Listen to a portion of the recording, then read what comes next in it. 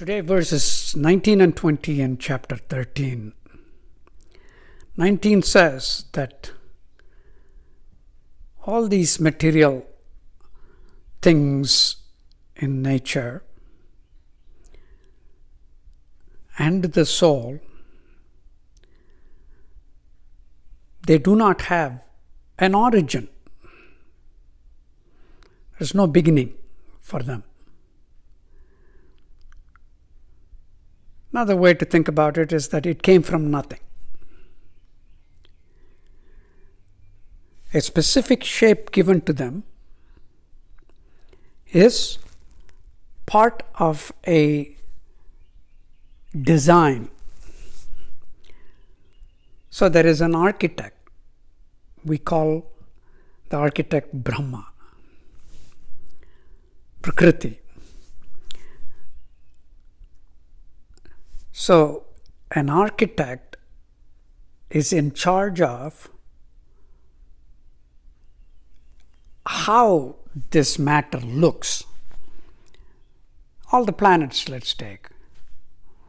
If you think about Saturn, it has a ring. It has a bunch of rings. But Earth does not. Jupiter is a gaseous planet, just like the Sun. It's not as powerful. But all the moons of Jupiter are solid.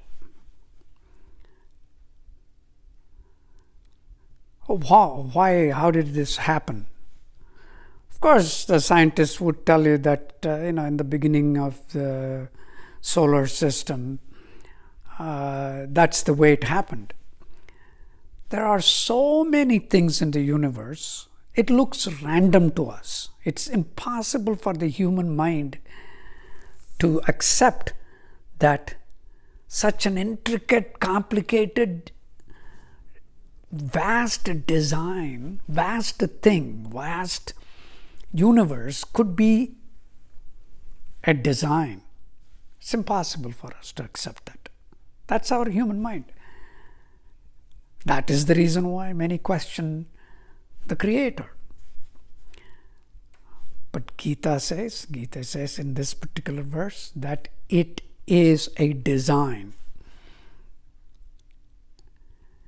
And part of the design is what gives specific shapes to the materials. So how we have been made through evolution into this form, the human form, is the architect's rendering. So it is by design that we are the way we are. But there is in verse 20, there is a very important caveat. Yes, this body is by design, but when the soul occupies that body, all the emotions, the happiness, sorrow, and our conscience and everything is completely up to the soul that occupies the body.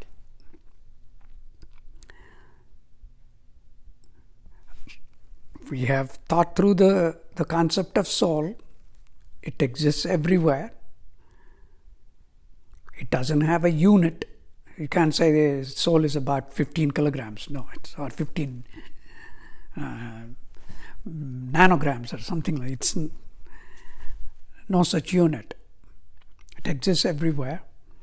Just like water exists everywhere in the ocean, but when we take water with a mug, it takes the shape of the mug. In a similar way, the ocean that's everywhere, which is God's presence, becomes part of us. Once it is part of this body, it becomes personal. Meaning, after that, it's the body and the soul together make a human unique. And that's the reason why I believe we are able to train it. It's in my hands to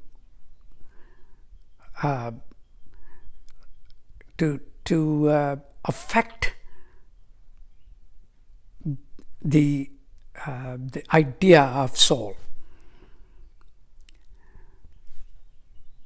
By my good behavior, by faith in divinity, and so on and so forth, we take that soul and refine it. Remember, refine is a word used for material things, but in a metaphorical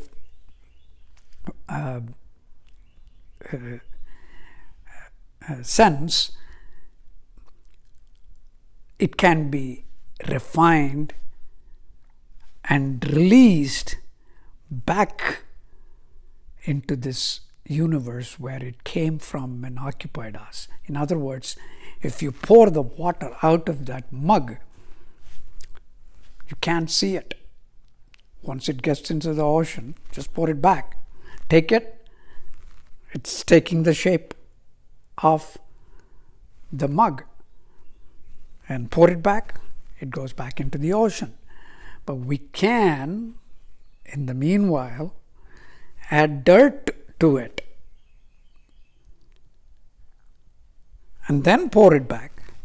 The dirt goes along with the water into the ocean.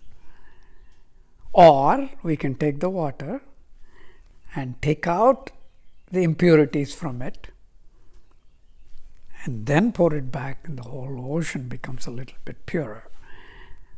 So that's the way I am trying to understand soul. That's verses 19 and 20.